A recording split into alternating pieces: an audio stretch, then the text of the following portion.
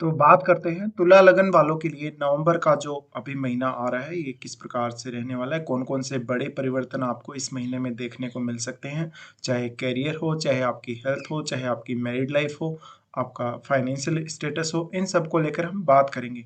तो यहाँ पे सबसे पहले हम आगे बढ़ने से पहले गोचर को देख लेते हैं, गोचर के हिसाब से ही फिर हम आगे चलेंगे।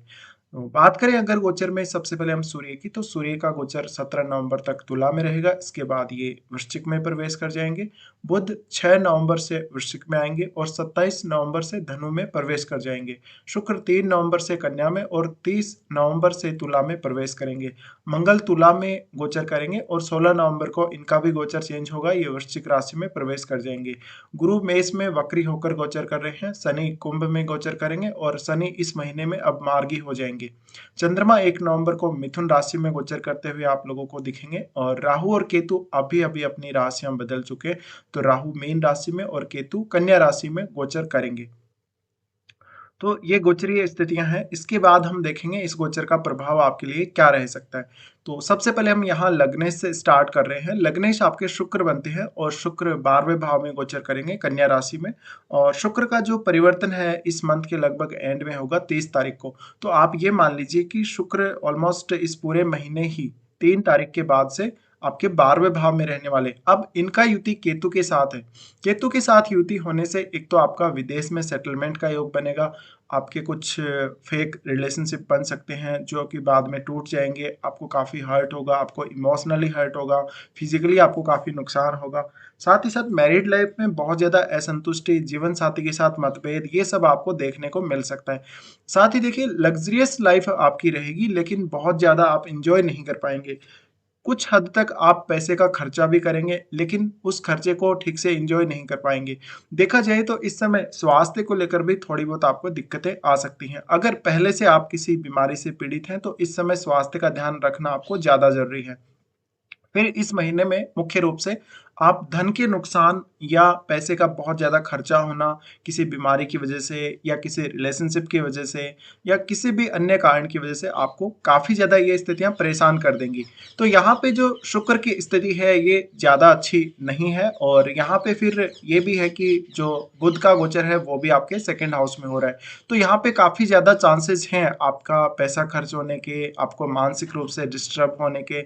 हाँ, यहाँ पर ये बात जरूर है कि थोड़ा सा आध्यात्म की तरफ आप झुकते हुए दिख सकते हैं। वैसे तो शुक्र का लगन है लेकिन शुक्र का केतु के साथ युति करना आपको पूर्ण रूप से लग्जरी लाइफ की तरफ नहीं लेकर जाएगा। कुछ हद तक आपको बहुत ज्यादा असंतुष्टि देखने को मिलेगी और ये सब आपको काफी परेशान करके रखेगा। फिर शुक्र आपकी कुंडली में अष्टमेश भी है। अष्टमेश होने की वजह से स्वास्थ्य संबंधी दिक्कतें यहाँ परेशान आप लोगों को कर सकती हैं। तो स्वास्थ्य का ध्यान रखना है, साथ ही साथ रिलेशनशिप में कॉम्प्रोमाइज करना पड़ेगा, रिलेशनशिप के टूटने के चांसेस हैं। अगर आपका मैरिड लाइफ में पहले से डिस्टर्बेंस चल रहा है तो आपका सेपरेशन होना या आपका रिलेशनशिप टूटने के बहुत ज़्यादा चांसेस यहाँ नजर आते हैं। फिर दूसरा यहाँ पर मैरिड लाइफ, जैसे किसी किसी ने हो सकता है अभी स्टार्ट ही करी हो, अपनी मैरिड लाइफ की नई शुरुआत करी हो, उन लोगों को भी पार्टनर के साथ काफ़ी ज़्यादा डिटेचमेंट या मिसअंडरस्टैंडिंग सामने आ सकती है। फिर कुछ हद तक ये भी चांसेस हैं कि आप भ्रम का शिकार होकर कोई निर्णय लेंगे या अपनी जल्दबाजी की वजह से कोई निर्णय लेंगे जो निर्णय आपका गलत हो जाएगा। तो यहाँ पे निर्णय के गलत होने के बहुत ज्यादा संभावना बन रही है। उसके बाद हम यहाँ से आगे बढ़ते हैं, मंगल की बात करते हैं। मंगल आपके सेकंड लॉर्ड और सप्तमेश है। मंगल का गोचर देखेंगे तो मंगल का गोचर भी बहुत ही इंपॉर्टेंट रहने वाला है आप लोगों के लिए। मंगल आपके लगन में ही गोचर करने वाले हैं। लगन में इनका गोचर आपके लिए उतना अच्छा साबित नहीं होगा क्योंकि सूर्य के साथ इनका गोचर है और तुला राशि में इनका गोचर हो रहा है, तो लगन में ही ये आपके हैं। 16 नवंबर से ये भी चेंज होकर अपनी सब राशि में वृश्चिक राशि में आ जाएंगे। तो इस समय देखिए बहुत ज़्यादा आपको ईगो प्रॉब्लम रहेगी, आपको बहुत जल्दबाजी रहेगी किसी भी काम के लिए। हाँ, थोड़ा सा आप में हेल्थ में जो सुधार है वो जरूर देखने को मिल सकता है क्योंकि मंगल और सूर्य जैसे दोनों ही एनर्जेटिक ग्रह आपके लगन में है। इस वजह से कुछ हद तक आप अपने आप को बहुत ज़्यादा सीरियस देखेंगे और आप अपनी बॉडी वाइज काफ़ी एक्टिव रहेंगे। तो हो सकता है यहाँ पर कुछ स्वास्थ्य में इम्प्रूवमेंट जरूर आप लोगों को दिखे। मंगल और सूर्य का लगन में होना आपको आपके करियर के लिए काफ़ी अच्छी स्थिति बनती है। राजनीति या जहाँ पे आप एक लीडरशिप के रोल में हो सकते हैं, वहाँ पे कुछ हद तक आपको फ़ायदा मिल सकता है। साथ ही धन लाभ भी आपको इस मंथ में होता हुआ देखने को मिलेगा। तो धन लाभ के बहुत ज़्यादा चांसेस हैं, आपकी खुद की मेहनत की वजह से, खुद के बल पे, आपके खुद के पराक्रम की वजह से आप काफ़ी कुछ इस मंथ में अर्जित करेंगे। अब मंगल सेकंड लॉर्ड है। सेकंड लॉर्ड होने के साथ ही सूर्य के साथ जब ये युति कर रहे हैं तो पिता के साथ विशेष रूप से संबंध आपके अच्छे रहेंगे। भले ही सूर्य नीच की स्थिति में हो, लेकिन फिर भी पिता से आपको मदद मिलेगी। देखा जाए तो भाइयों के साथ कोई आपका रिलेशनशिप हो पहले से, अगर वहाँ अगर कुछ दिक्कतें आ रही हैं तो आपका भाइयों से रिलेशनशिप इस समय थोड़ा बिगड़ सकता है। साथ ही क्योंकि मंगल अब सप्तमेश में है, सप्तमेश होने की वजह से जीवन साथी के ऊपर आप काफी ज्यादा हावी रहेंगे, और मंगल और सूर्य का ये कंजक्शन आपकी मैरिड लाइफ को थोड़ा डिस्टर्ब कर सकता है। साथ ही आपको कैरियर के लिए एक अच्छी संभावना नजर आ सकती है। कैरियर में कुछ नया डिसीजन लेना चाहते हैं, कुछ बदलाव करना चाहते हैं, प्रमोशन की तरफ देख रहे हैं, या कोई अन्य परिवर्तन आप लोग करना चाहते हैं, तो फिलहाल उसके लिए प्लानिंग कर सकते हो। फिर यहाँ पे मंगल है वो सबसे पहले अपने यहाँ फोर्थ हाउस को देख रहे हैं, अपनी उच्च की राशि को देख रहे हैं। तो परिवार में थोड़ा बहुत अनबन आपकी वजह से रह सकती है। परिवार में सदस्यों के साथ अच्छा बिहेव करें तो ज्यादा बेहतर रहेगा। फिर आपकी वाणी भी काफी ज्यादा टॉकेटिव होगी, क्योंकि बुध भी सेकंड हाउस में गोचर कर रहे हैं। तो परिवारजनों के साथ एक अच्छी स्थिति देखने को मिले, इसके लिए आपको प्रयास करना होगा। मंगल सप्तम को देख रहे हैं और आपके अष्टम को भी देख रहे हैं। इस वजह से कुछ हद तक जीवन साथी के साथ आपके काफी आक्रामक संबंध देखने को मिल सकते हैं। इसके बाद हम आगे बढ़ेंगे और गुरु के बारे में बात करते हैं। गुरु यहाँ पर आपके थर्ड लॉर्ड हैं, और थर्ड लॉर्ड होकर गुरु अभी सप्तम में वक्री होकर गोचर कर रहे हैं। इस साल के एंड तक ये वक्री रहेंगे। तो मैरिज के लिए अगर आपको स्पेशल कोई प्लान करना हो, जीवन साथी के साथ कहीं टूर का कोई प्लान करना हो, वो आप कर सकते हैं। या आप अपने जीवन साथी से कोई सलाह लेने वाले हैं, या जीवन साथी के साथ मिलकर कोई पार्टनरशिप करना चाहते हैं, कोई बिजनेस करना चाहते हैं, उसके लिए फिलहाल आप प्लान कर सकते हैं, बहुत अच्छा रहेगा। साथ ही गुरु आपके सिक्स्थ लॉर्ड हैं, तो जीवन साथी के साथ थोड़े मतभेद यहाँ जरूर नजर आ सकते हैं। साथ ही आपको जीवन साथी के हेल्थ पे ज्यादा ध्यान देना चाहिए। जीवन साथी की हेल्थ की वजह से आपको काफी दिक्कतें आ सकती हैं। फिर यहाँ गुरु का आना, कुछ हद तक आपका पार्टनर आपको जिद्दी दिखेगा, काफी ज्यादा जिद करेगा, और पार्टनर का कुछ हद तक बिहेव भी आपके साथ अच्छा नहीं होगा। तो यहाँ थोड़ा कॉम्प्रोमाइज आप लोगों को करना पड़ेगा। साथ ही आपकी पब्लिक इमेज बहुत अच्छी बनेगी, आपको लोग बहुत ज्यादा सपोर्ट करेंगे। इवन आपका बिहेव अच्छा ना हो तो भी लोग आपको काफी सपोर्ट करते हुए दिखेंगे। साथ ही गुरु की स्थिति ये भी दिखाती है कि आपका रुका हुआ कहीं पैसा है वो आपका लौट कर आएगा। आप ज्यादा मेहनती होंगे, ज्यादा अच्छे से काम करेंगे, और ईमानदारी से इस महीने में आप काम करने वाले हो। साथ ही लोगों का समर्थन सहयोग आपको लगातार इस मंथ में पूरा बना रहेगा। तो गुरु का ये गोचर कुछ हद तक ट्रेवल को दिखाता है, सडनली कुछ छोटी और लंबी दूरी की यात्राओं को दिखाता है, और कैरियर में भी एक बड़ा बदलाव यहाँ गुरु दिखाते हैं। फिर गुरु देख रहे हैं यहाँ लाभ स्थान को। लाभ स्थान को देखने की वजह से यहाँ देखिए सूर्य के घर को देख रहे हैं गुरु, और सूर्य के साथ उनका संबंध भी बन रहा है, दृष्टि संबंध भी बन रहा है। इस वजह से धन आने के बहुत ज्यादा प्रबल चांसेस है। धन अगर आपका कहीं पैसा अटका हुआ है, या किसी को आपने पैसे दिए थे लेकिन वो पैसे लौट कर नहीं आए, तो उसके आने के चांसेस बहुत ज्यादा बनेंगे। साथ ही आपको धन और प्रॉपर्टी के मामलों में ज्यादा अच्छी यहाँ सफलता देखने को मिल सकती है। फिर गुरु लगन को देख ही रहे हैं, लगन के अलावा ये अपने खुद के घर को भी देख रहे हैं, तीसरे भाव को भी देख रहे हैं। तो आप अगर स्टडी करना चाह रहे हो, आप अपना कुछ भी ऐसा काम करते हो जहाँ पे आप कुछ राइटिंग करते हो, लिखते हो, या कोई बुक पब्लिशिंग से संबंधित काम कर रहे हो, तो आपको ज्यादा बेटर स्थिति देखने को मिल सकती है। फिर हम शनि के बारे में बात करेंगे। शनि आपके फोर्थ लॉर्ड और फिफ्थ लॉर्ड है। शनि इस मंथ में मार्गी हो जाएंगे, तो संतान पक्ष को लेके थोड़ा सा डिले अभी भी नजर आ सकता है। आप डिसीजन लेने में थोड़ा सा अभी भी देरी कर सकते हो। संतान के साथ थोड़ा टाइट रिलेशनशिप रहेगा। साथ ही शनि के मार्गी होने की वजह से अब मैरिड लाइफ में थोड़ा सा और डिले हो सकता है। अगर आपका मैरिज नहीं हुआ है तो मैरिज के लिए एक प्रॉपर डिसीजन आपको लेना पड़ेगा। और कुछ हद तक अगर आप नया बिजनेस अभी स्टार्ट किए हो, या काफी टाइम से आप कोशिश कर रहे हो, स्टार्ट नहीं हो पा रहा, लेकिन अब आप पूरा फोर्स लगा रहे हो, पूरी ताकत लगा रहे हो बिजनेस को स्टार्ट करने के लिए, कुछ नई पार्टनरशिप वगैरह करने के लिए, तो इस समय बिजनेस पे फोकस करने की जरूरत है। बाद में आपको काफी ज्यादा दिक्कतें आएंगी, काफी ज्यादा मुश्किल में आप पड़ जाओगे। इस समय आपको बेटर पार्टनरशिप मिल सकती है, बेटर तरीके से लोगों का समर्थन और सहयोग मिल सकता है। शनि का तीसरा एस्पेक्ट यहाँ आने की वजह से कुछ हद तक आपको डिफिकल्टी जरूर रहेंगी, लेकिन ये समय आपको फेवर जरूर करेगा। फिर यहाँ पर शनि का जो एस्पेक्ट है, शनि का एस्पेक्ट आपके लाभ स्थान पर भी है। तो जो लोग भी शेयर मार्केट वगैरह में इन्वेस्ट कर रहे हैं, लगातार जो लोग इन्वेस्ट करते जा रहे हैं, उन लोगों को यही सलाह है कि लंबे समय तक अगर आप बने रहेंगे तो पैसा बहुत ज़्यादा बनेगा। अदरवाइज आप स्पेकुलेशन में अगर हैं तो आपको बड़ा नुकसान हो सकता है। साथ ही कभी-कभी संतान की चिंता और डिसीजन लेने में बहुत ज़्यादा आपको देरी का सामना करना पड़ सकता है। फिर शनि का एस्पेक्ट है आपके सेकंड हाउस पे। सेकंड हाउस पे जब शनि एस्पेक्ट कर रहे हैं तो परिवार के साथ थोड़े बहुत मतभेद सामने आ सकते हैं। परिवार के साथ मिलकर अगर आप कोई काम कर रहे हैं तो वहाँ पे कुछ दिक्कतें सर्टेन लेवल पे आ सकती हैं। इसके अलावा इस मंथ में आपको अपनी वाणी पर भी कंट्रोल रखना पड़ेगा।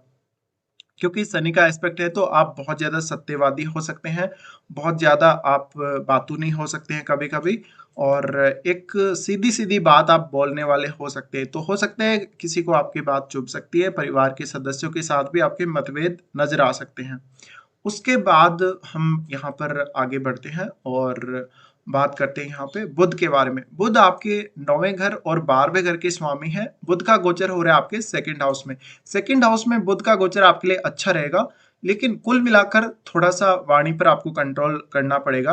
परिवार के साथ कोई लंबी दूरी की यात्रा और कुछ खर्चों को मैनेज करना पड़ेगा। अदरवाइज़ आपके खर्चे बहुत ज़्यादा होंगे। आपको फाइनेंशियल मैनेजमेंट अपना करना पड़ेगा। अगर आप नहीं कर पाते हैं, डिसीजन बहुत लेट लेते हैं, बहुत देरी कर देते हैं, तो आपको धन का नुकसान होगा। साथ ही परिवार के सदस्यों के साथ भी काफ़ी ज़्यादा मतभेद यहाँ नज़र आ सकते हैं। बुध का ये जो ट्रांजिट रहेगा, ये आपके फेवर में कुछ हद तक नहीं रहेगा। यहाँ पर कुछ डिफ़िकल्टीज़ पैसे को लेके आ सकती हैं। फिर बुध का एस्पेक्ट आ रहा है आपके 8th हाउस पे। 8th हाउस पे बुध जब एस्पेक्ट कर रहे हैं, तो यहाँ पे कुछ हद तक आपको सडनली कुछ चेंजेस देखने को मिल सकते हैं। बुध का एस्पेक्ट 8th हाउस पर आने की वजह से यहाँ पर कुछ बड़े changes आपकी लाइफ में धन को लेकर आ सकते हैं। इस समय आपको कहीं न कहीं से क्विकली पैसा या धन मिल सकता है। देखा जाए तो इस स्थिति में आपको पैसा खोने का भी उतना ही ज़्यादा डर बना रहेगा। फिर बुध आपके 12वें घर के स्वामी। 12वें घर के स्वामी होने की वजह से हो सकता है आप फॉरेन में सेटल हों, या आपका जो इनकम है वो फॉरेन से आ रहा हो। तो इस समय आपको लाभ होगा और विदेश से आपको ज़्यादा पैसा आने के चांसेस बनेंगे। इसके बाद यहाँ पर बुध का राशि परिवर्तन होगा, लेकिन बुध इस मंथ के एंड में राशि परिवर्तन करेंगे 27 नवंबर के बाद। तो ये धनु राशि में चले जाएंगे। धनु राशि वाले गोचर का हम बाद में बात करेंगे अगले महीने के वीडियो में। तो उसके बाद हम आगे बढ़ जाते हैं, चंद्रमा के बारे में बात कर लेते हैं। चंद्रमा आपके 10th लॉर्ड हैं और चंद्रमा आपके 9वें भाव में गोचर कर रहे हैं मिथुन राशि में।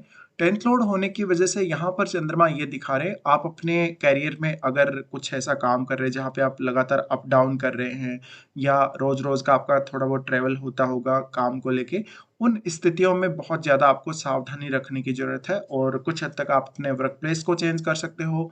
आपका वर्क प्लेस में चेंज होना, या बार-बार आपको इधर-उधर का ट्रैवल ज़्यादा करना पड़ सकता है, थोड़ा-सा ज़्यादा बिज़ी रहना पड़ सकता है अपने जॉब या काम के लिए, तो ये स्थितियाँ सामने आ सकती हैं।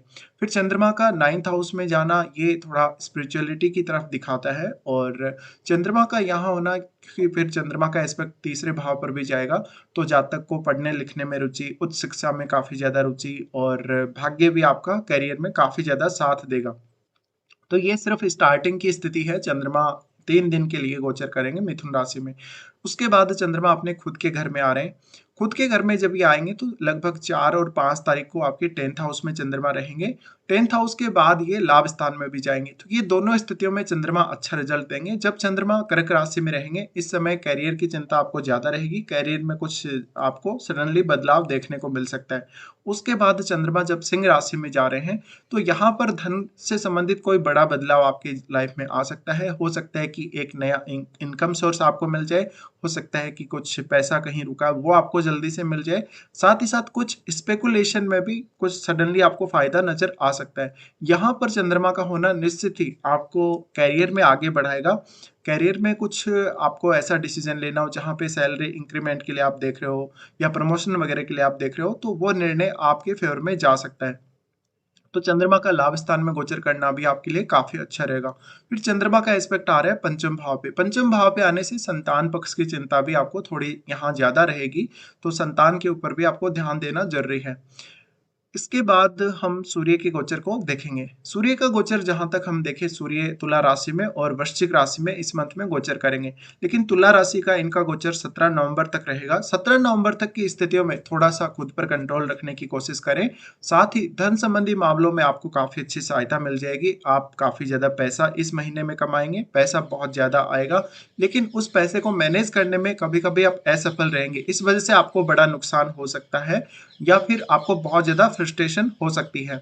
सूर्य यहाँ पर लाभ स्थान के स्वामी होने की वजह से लोगों का सहयोग और समर्थन आपको बहुत ज्यादा मिलेगा। लेकिन थोड़ा मैरिड लाइफ के डिस्टर्ब होने के चांसेस हैं।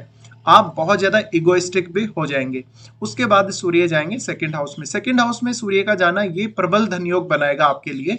और इस समय ज्यादा पॉसिबिलिटी है आपको 17 नवंबर के बाद हाथ में पैसा आने की ज्यादा पॉसिबिलिटी बन रही है।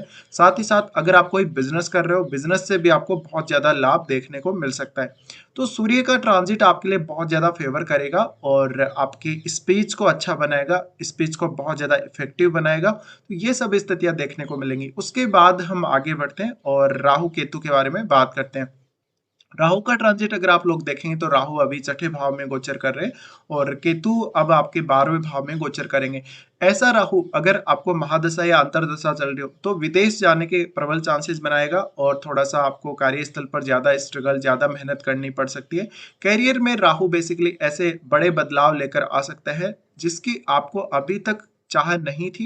लेकिन अब राहु के यहाँ होने की वजह से कुछ बड़े बदलाव आपको अपने कैरियर में करने पड़ सकते हैं और वो आपके लगभग फेवर में ही होंगे। लेकिन राहु का ये गोचर इजी उतना नहीं रहने वाला जितना आपको इजी लग रहा है। यहाँ पे राहु स्वास्थ्य संबंधी समस्याएं, डेली लाइफ को लेकर बहुत ज्यादा चिंता, घबराहट या बहुत ज्यादा इस प्रकार की स्थितियां जहां पर कुछ लीगल मैटर आपके ऊपर चल रहे हो, जहां पर कुछ बहुत सारी नेगेटिव स्थितियां और बहुत ज्यादा कर्ज में आप डूबे हुए हो, तो इन सारी स्थितियों से राहु आपको निकालने की कोशिश करेंगे। साथ ही कंपटीशन वगैरह के लिए ऐसा राहु काफी अच्छा होगा। लेकिन आपको सब चीजों से निकलना पड़ेगा, स्थितियों का सामना करना पड़ेगा, परेशानियों से जूझना पड़ेगा। उसके बाद ये सारे पॉजिटिव रिजल्ट आएंगे एंड में। उसके बाद केतु को अगर हम देखें तो केतु मुख्य रूप से यहाँ आपके रिलेशनशिप को डिस्टर्ब करने का काम करेंगे और केतु कुछ हद तक आपकी लाइफ में स्पिरिचुअलिटी की बहुत ज्यादा संभावना दिखाते हैं और स्वास्थ्य संबंधी समस्याओं को भी केतु यहाँ प्रदर्शित कर रहे हैं। और बाकी आप अपना जो वीडियो है, स्पेशल वीडियो इसके ऊपर अलग से बनाए हुआ है, आप प्लेलिस्ट में जाके वो वीडियो देख सकते हैं। अब हम आगे बढ़ते हैं और बात करते हैं कौन कौन से अच्छे और खराब दिन आप लोगों के लिए इस मंथ में आने वाले हैं। अच्छे दिनों की अगर हम बात करें तो सबसे पहले 1 से 8 तारीख तक और 16 से 19 तारीख तक के दिन काफी अच्छे रहने वाले हैं। इन दिनों में आपका जो कार्य नहीं बन पा रहा, जिस कार्य में काफी डिफिकल्टी आ रही है, जिस कार्य में बहुत ज्यादा मेहनत आप लोगों को करनी पड़ रही है, उस कार्य को आप ट्राई कर सकते हो। आपका कार्य जरूर बनेगा और आपके लिए काफी इजी भी रहेगा। उसके बाद हम देखते हैं कौन कौन से ऐसे दिन है जहां पे आपको कुछ विशेष डिफिकल्टीज आ सकती हैं। चंद्रमा का ट्रांजिट जब मीन राशि में होगा तो 22 और 23 तारीख को ये स्थिति आपके फेवर में नहीं रहेगी। 22 और 23 को काफी ज्यादा स्ट्रगल करना पड़ सकता है, बहुत ज्यादा मेहनत करनी पड़ सकती है। 22 और 23 का ये समय आपके स्वास्थ्य के लिए भी उतना उपयुक्त नहीं रहेगा। 22 और 23 को आपकी डेली लाइफ में भी काफी ज्यादा स्ट्रगल रह सकते हैं। चंद्रमा का गोचर जब वृषभ राशि में होगा तो 26, 27 और 28 को ये समय आपके मानसिक स्वास्थ्य के लिए अच्छा नहीं होगा। मानसिक रूप से काफी डिफिकल्टी का सामना करना पड़ेगा, बार बार आपको कुछ प्रॉब्लम्स का सामना करना पड़ेगा और धन आने के भी काफी प्रबल चांसेस इन 3 दिनों में आपको देखने को मिल सकते हैं। फिर चंद्रमा का गोचर कन्या में होगा 9 और 10 तारीख को। ये आपके लिए ज्यादा खराब गोचर होगा। 9 और 10 तारीख को आपको स्वास्थ्य संबंधी समस्याएं, पैसे का नुकसान हो जाना या कोई गलत डिसीजन की वजह से बड़ा नुकसान हो सकता है। तो 9 और 10 तारीख को विशेष रूप से आप लोगों को सावधानी रखनी पड़ेगी। तो फिलहाल हम पूरा डिस्कशन कर चुके हैं। फिलहाल वीडियो देखने के लिए आप लोगों को धन्यवाद।